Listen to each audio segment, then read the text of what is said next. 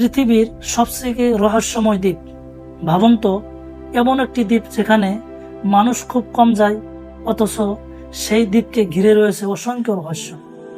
পৃথিবীতে এমন অনেক জায়গা আছে যেগুলোর রহস্য আজও বিজ্ঞানীদের অবাক করে দেয়।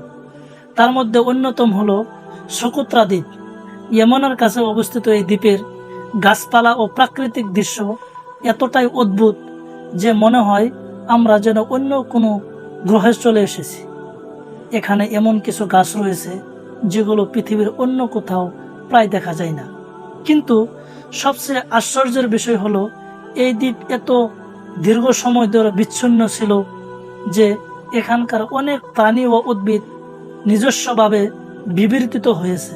সেই দ্বীপের মধ্যে একটা গাছ রয়েছে যেটাকে ড্রাগন ব্লাড ট্রি বলে। ছাতার মতো অদ্ভুত আকৃতি, গাছটির মুকুট অনেকটা বিশাল ছাতার মতো।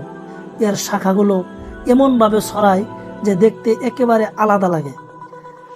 আর একটা বস্তু সেই গাছের সঙ্গে রয়েছে, লাল রজনের রহস্য। গাছটি আঘাত পেলে গাঢ় লাল রঙের রজন বের হতে পারে।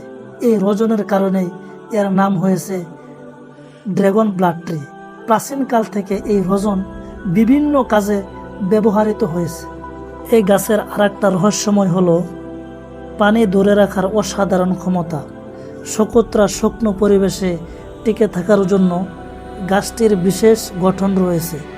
ছাতার মতো মুকুট বৃষ্টির পানি সংগ্রহে সাহায্য করে এবং পানি গাছের গোড়ায় দিকে পৌঁছাতে পারে।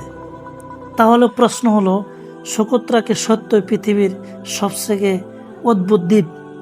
আপনার কি মনে হয়? কমেন্ট করে জানান।